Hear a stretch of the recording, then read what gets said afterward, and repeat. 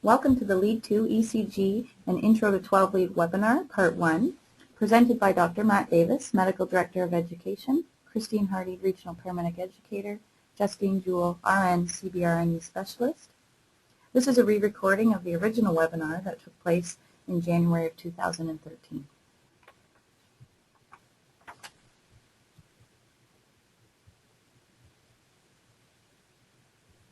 So welcome everyone. We're going to talk about reviewing and discussing and re-examining Lead 2. So we're going to go back to the basics a little bit, and we're going to look at basic 12 lead ECG interpretation as well. So those are our goals for today. Our objectives are, upon completion of this educational presentation, the paramedic should be able to recognize common Lead 2 ECG rhythms, recognize common 12 lead changes, identify situations where additional or advanced application of ECG or 12 lead interpretation may be beneficial in the pre-hospital setting. Starting with the case study. Okay, so where our case studies, you've been dispatched code 4 for a patient complaining of chest pain with a history of MI, hypertension, and diabetes. On arrival, you observe a 66-year-old male patient who describes his chest pain as crushing and radiating into his back. He states it came on suddenly and he has vomited twice. We'll examine our treatment modalities. Of course, we're going to administer oxygen via non-rebreather mask, initiate cardiac monitoring in Lead 2, consider ASA and nitroglycerin administration, perform 12 lead transport, and then consider ongoing care such as IV and additional assessments as required. So we will be revisiting this case study throughout the presentation, but for now we're going to go back and review. So starting with the electrical conduction system, just briefly overview. The SA node is the pacemaker of the heart. That's located in the right atrium. The SA node discharges impulses at approximately 60 to 100 beats per minute in a rhythmic fashion.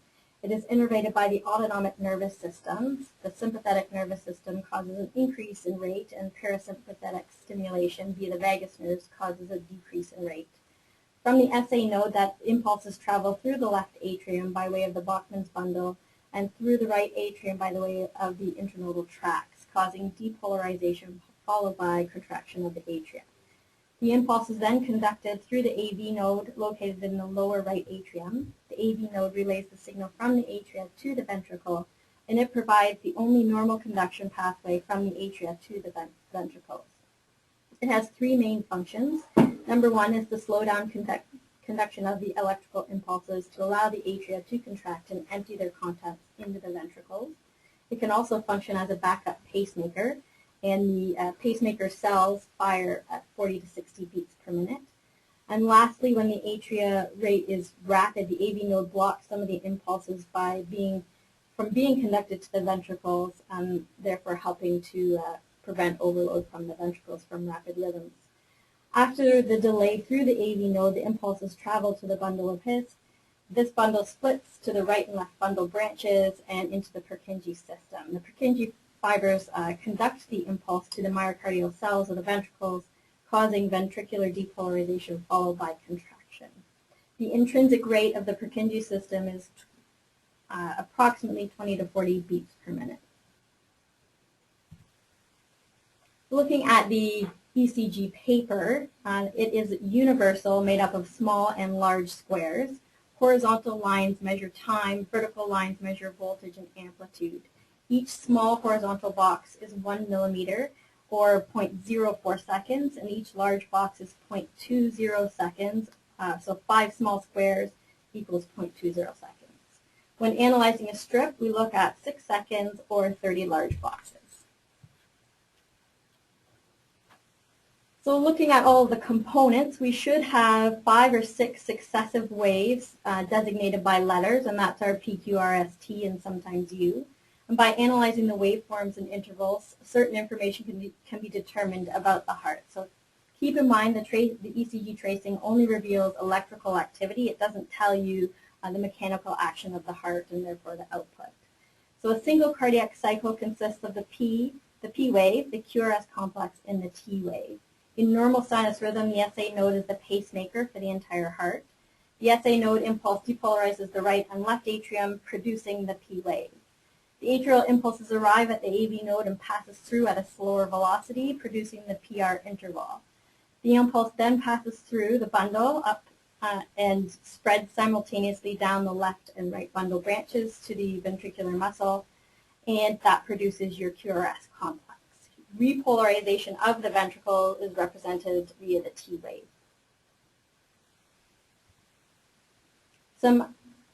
Other than analyzing the PQ, RF, and T, we also want to assess and measure the PR interval, your ST segment, your QT, and PR interval as well.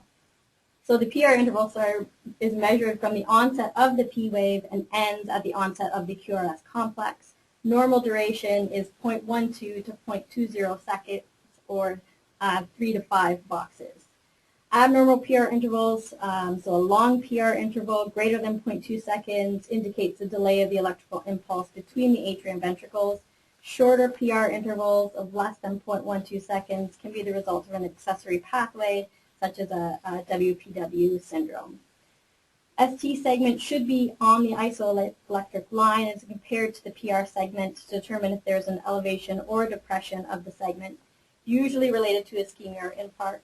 You can estimate deviation from the baseline by drawing a line through the PR interval and extending it through the T wave. The QT segment represents the time between the onset of ventricular depolarization and the end of repolarization. It's measured from the beginning of the QRS complex to the end of the T wave. It should be less than half of the R to R intervals. Greater than 0.45 seconds is considered abnormal.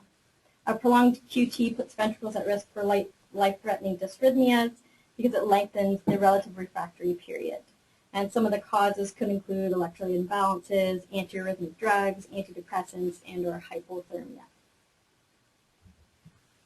So now we're going to look at a step-by-step process on how to analyze a rhythm strip. There's multiple different ways you can do it. This is just one of many that you can use to help, step-by-step so you don't miss anything as you go along.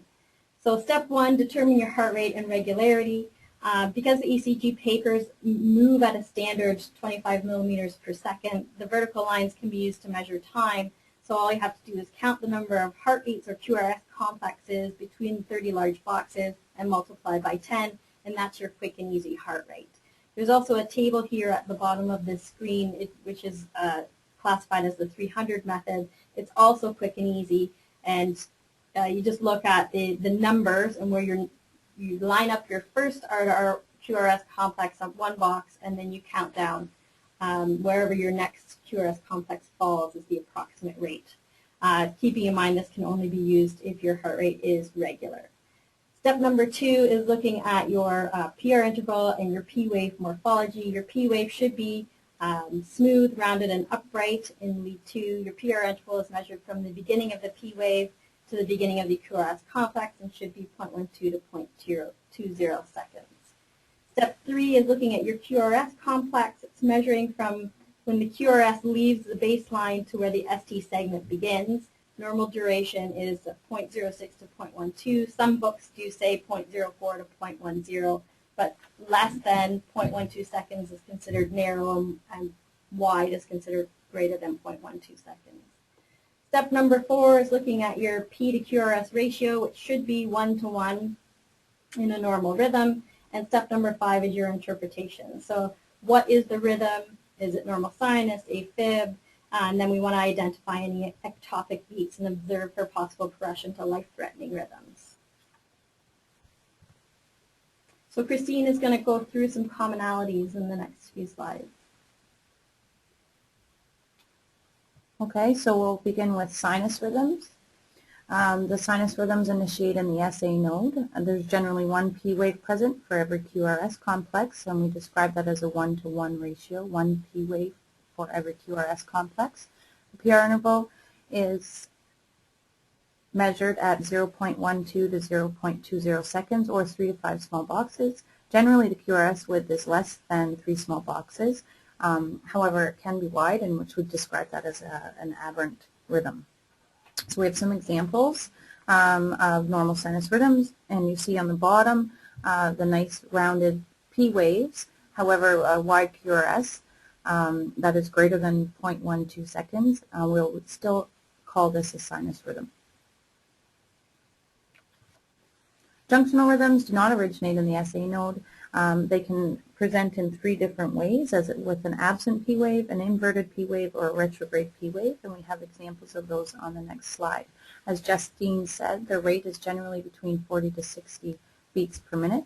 You'll notice in the first junctional rhythm there is an absence of a P wave. The second one you'll notice the inverted P wave, and make note of the short PR interval. On the third slot, the third rhythm has a retrograde P wave that's also inverted, preceding the T wave.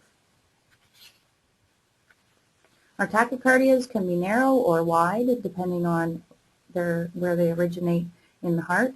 Narrow is generally originating in the atria or supraventricular, and wide is originating in the ventricles. Some examples of our tachycardias. The first one is a presentation of an SVT. The second one is an atrial fibrillation, and the third is not technically defined as a tachycardia, as the rate is not greater than 100, but you will note the short run of VTAC, 3 consecutive wide QRS complexes. The blocks are indicative of an impaired conduction from the SA node into the ventricles. They can be defined as delayed or completely blocked rhythms. Some examples of those are in the following slides. The first one is an example of a first-degree AV block in which the PR interval is prolonged. The second example is a second-degree type 1 block in which the PR interval gradually increases in length until you note the dropped beat. This is an example when our ratio of P's to QRS come into play. The third is an example of a second-degree type 2 AV block in which the conduction is delayed, in which the conduction is completely blocked at random variables. The third is a third-degree AV block in which the P waves are present at a regular rate as well as the QRS at a regular rate. However, the P waves and the QRS complexes have no association with one another. We call this AV dissociation, or a complete third-degree AV block. The commonalities within our tachycardias, note the VTAC, VFib, and fine VFib. Obviously, are shockable rhythms. Ventricular tachycardia is 3 or more ventricular beats in a row at a rate of greater than 100 beats a minute. They can be monomorphic, meaning they originate, the QRS complexes are originating from the same ectopic location, or polymorphic, more than one location. VFib is an uncoordinated contraction of the ventricular cardiac muscle, resulting in a fibrillation, and it can be defined as coarse or fine. This is an example of fine ventricular fibrillation as a result of a prolonged coarse VFib and possibly asystole rhythm. In the absence of cardiac activity, we can say that we have a flat line, or we're seeing asystole. In the original webinar recording, we had a poll question at this point, and it was discussing the ECG's ability to assess our patient's perfusion status. It's important to note that although we see various rhythms on our cardiac monitor, that the true indication of our patient's perfusion status is by assessing our patients, such as taking a pulse, looking at skin color, condition, and temperature, or blood pressure. We'll go back to the case study, back to our 66-year-old male who was complaining of chest pain. The considerations we had for this patient were of nitro, our ability to establish IV access, and the administration of acetaminophen.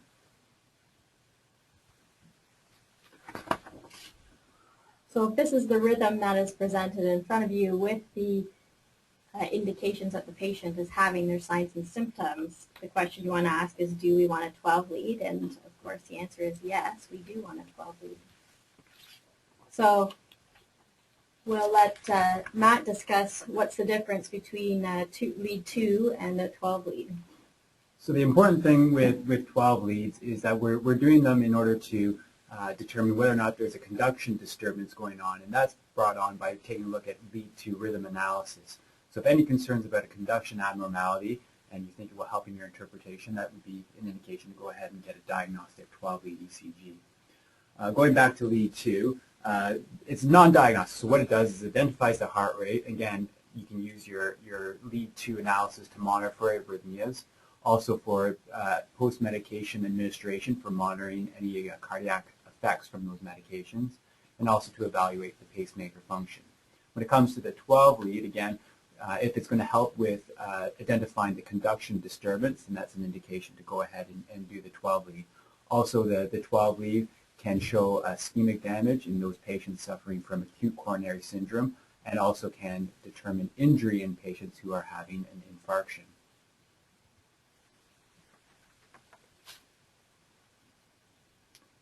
So on the patient's initial 12-lead, here we can view it. I'll just give you a second to take a look and see what you can determine based on this 12-lead ECG. So the first thing that I notice is looking at the inferior leads, which is lead 2, lead 3, and lead AVS, there is ST elevation. In keeping with this, if you notice lead 1 and lead AVL, there is ST depression. So based on this ECG, the patient would be having an inferior STEMI. And this is supported by the fact that leads 1 and AVL are reciprocal leads to the inferior leads, and they show ST depression. And this is all in keeping with a STEMI. Another poll question was inserted in the original webinar that we feel important that we discuss. Recently on an Ask Mac question, we were asked, when should the 12-lead ECG be performed when assessing and treating our patient? The correct answer for that is when it's feasible. So it's not necessary to perform the 12-lead prior to or after your medication administration.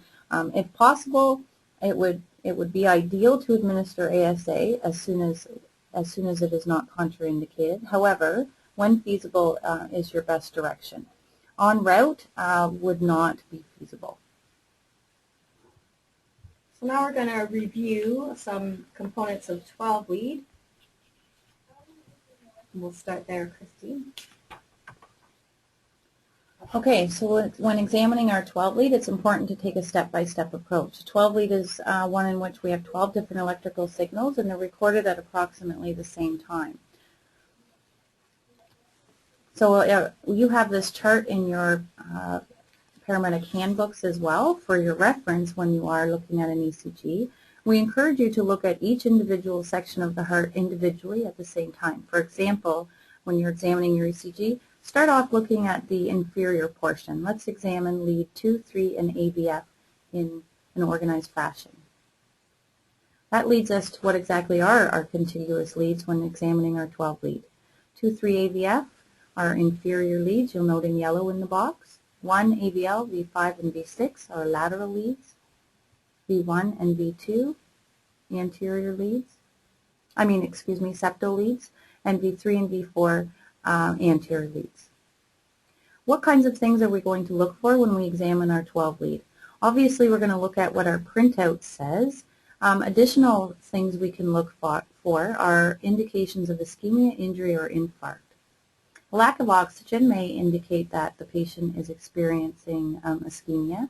It may show up on your 12-lead as ST depression or T-wave inversion. Prolonged ischemia will lead to injury in our patient's heart, and that is noticed as peaked T-waves early on in the onset of an MI and ST segment elevation.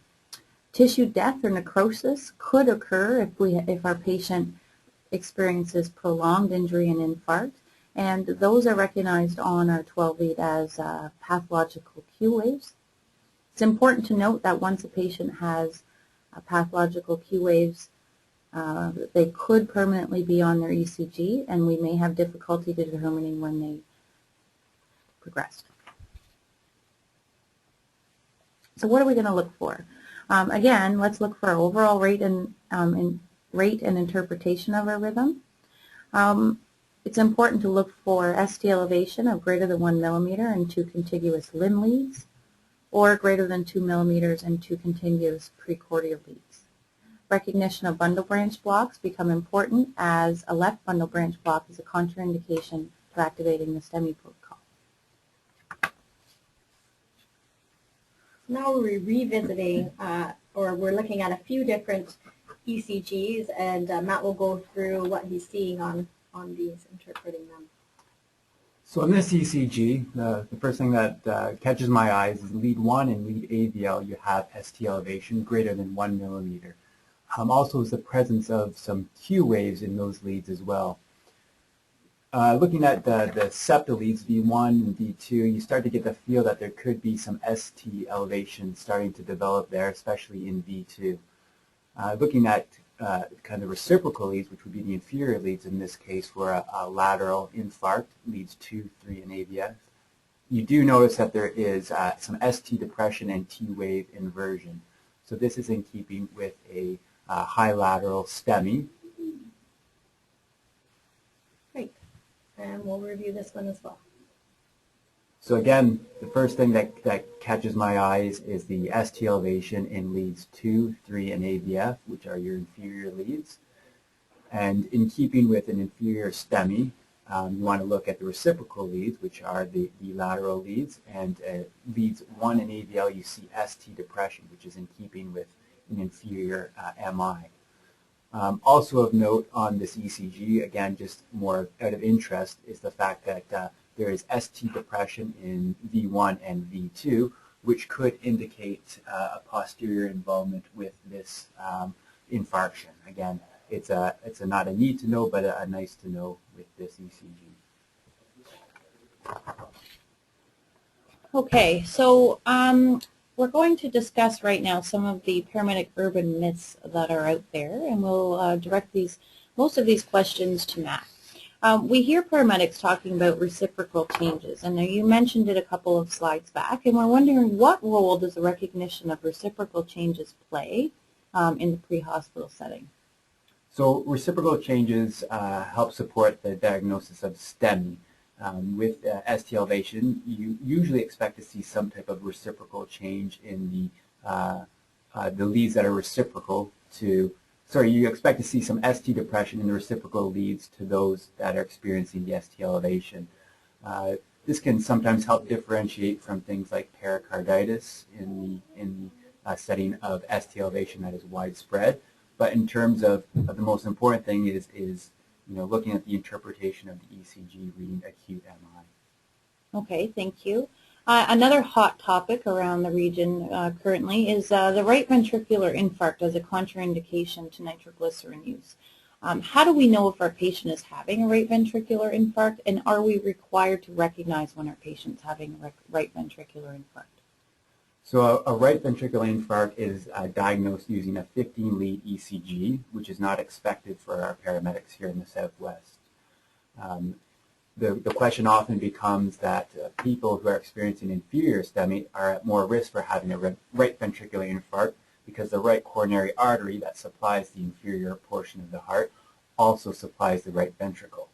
There are some things that can support a right ventricular infarct on the ECG, including ST elevation greater in 3 than in lead 2, as well as ST elevation in V1. Now this is not expected to be diagnosed by the paramedics. These are just kind of, again, nice to know types of things. In terms of nitroglycerin use, the concern with nitroglycerin use in right ventricular infarcts is that these patients are preload dependent.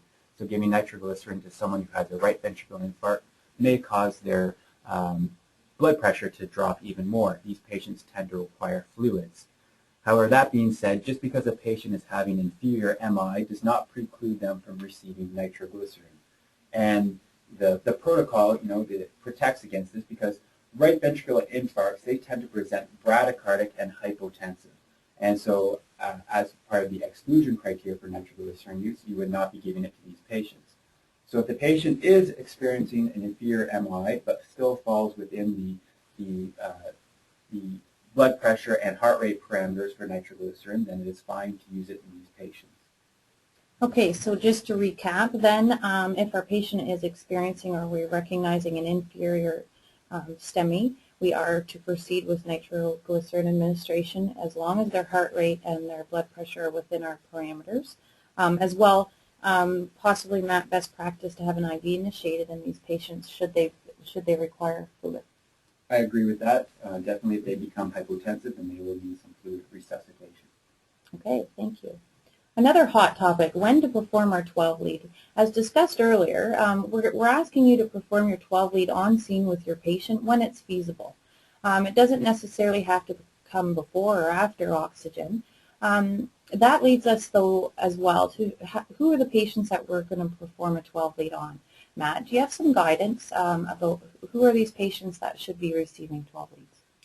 So again, the 12 lead, it's the best advice I can give is if the paramedic decides that the 12 lead is going to be helpful for either interpreting one of the rhythms from the rhythm strip, or if they believe that the patient may be experiencing symptoms of cardiac ischemia.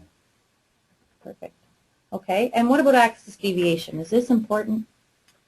The axis deviation, again, is a nice to know but not a need to know type of thing, and I believe we'll be getting into this in future ECG webinars. Yeah, I believe that this will be a topic in ECG webinar series 2, upcoming approximately May of 2013. Pathological Q waves are associated with cellular necrosis, may or may not appear, but indicate some tissue has become necrotic in the heart. With prompt reperfusion of these patients presenting with Q waves, they may disappear. However, Q waves may occur normally in some leads. What role does recognition of pathological Q waves play in the pre-hospital field, and what exactly does age undetermined mean in an ECG printout? So pathological Q waves, again, very difficult to determine the age of certain Q waves. People who have experience in previous cardiac events can be left permanently with a Q wave, so it's hard to determine if these Q waves are new or old. In the setting of STEMI, with a pathological Q wave, so a Q wave which is greater than 1 millimeter or 1 box in width and depth is present before the ST elevation. Again, this is in keeping with infarction.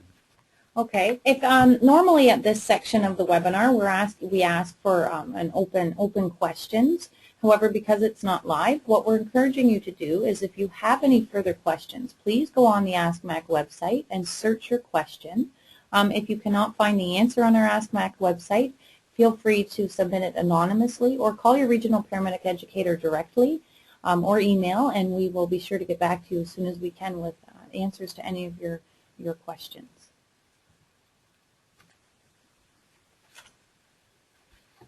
So there are STEMI protocols when the patients who do have a 12-lead ECG, which read acute MI, can bypass the emergency department and go directly to the cath lab.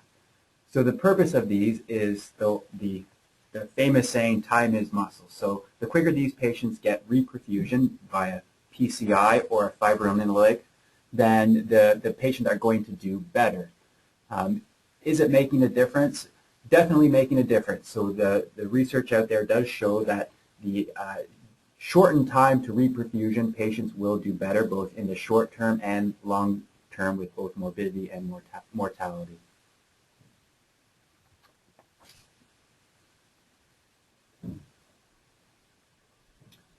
So again, here's the ECG that we saw previously. And this patient, the Jewell software or the whatever ECG monitoring you're using, be it a life pack, would read acute MI or meets ST elevation MI criteria based on this ECG. So if the patient was having chest pain and this ECG, they would meet the criteria for STEMI bypass.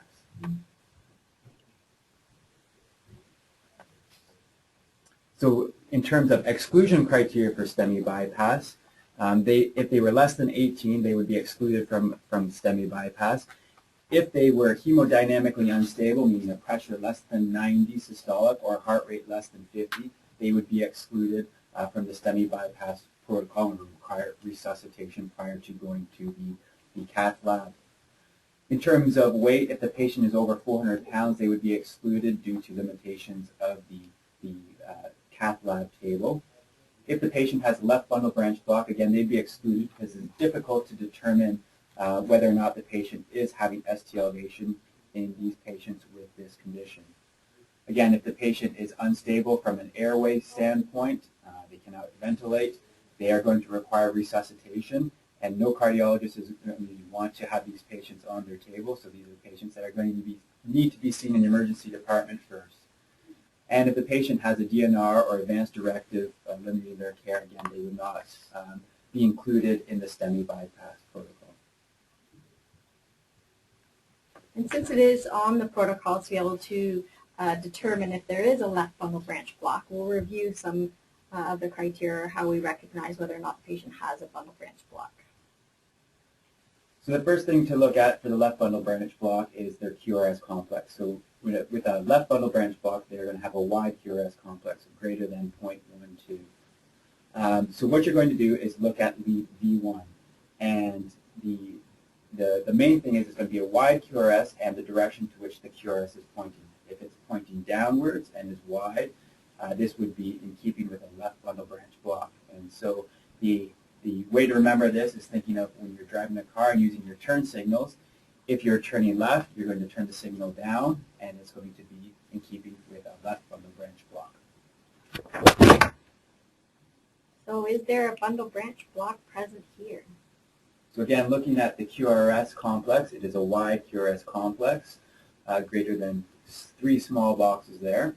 And then again, looking at V1, you'll notice that the QRS complex is going downwards, is wide. And again, thinking of the signals, you turn the signal to turn left, it's downwards, and that is in keeping with this ECG here.